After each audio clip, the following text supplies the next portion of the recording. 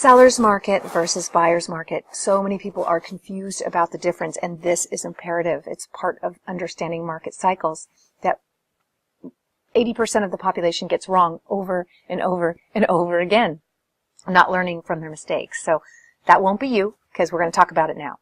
A seller's market. What is that? Is it a time to buy or is it a time to sell?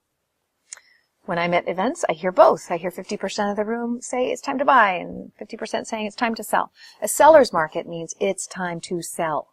The seller has the power in a seller's market, and that's why it's time for them to sell, because there's limited inventory. And because there's limited inventory, there's bidding wars. People get afraid that there's not going to be enough property out there ever, and so they just start clamoring for it. And prices go up, and when prices go up, people think, oh my gosh, I'm going to get priced out, I got to jump in. And then continues. In this kind of market, cash flows decline as prices go up.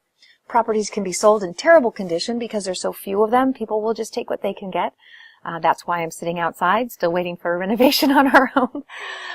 And this is how bubbles form.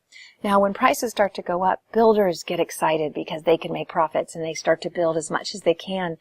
And often that leads to overbuilding. And that overbuilding will happen as prices hit a peak and are past affordability. So we have to keep our eye on affordability and overbuilding, because when those two come together, guess what we have? A buyer's market. We have prices declining. The buyer then has the power. We have high inventory levels because people are afraid of real estate because they're seeing prices decline and they don't know when that's going to end. So with few offers, again, people can go in and negotiate, and because they can negotiate, they get their offers accepted, and prices continue to decline. So it just feeds on itself. Cash flow in this kind of scenario in a buyer's market is high, and sellers have to fix up their properties to get them to sell. So it is a fantastic time to be a buyer. Now, what happens is builders exit because prices are going down. And guess what? Our population's growing. Not in all cities, so you got to be careful of the cities where that's not happening. But in most cities, population's growing, or at least in most major metros.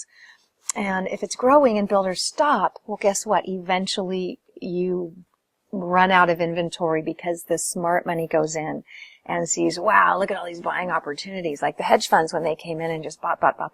And investors like you and me that were in there buying during the buyer's market.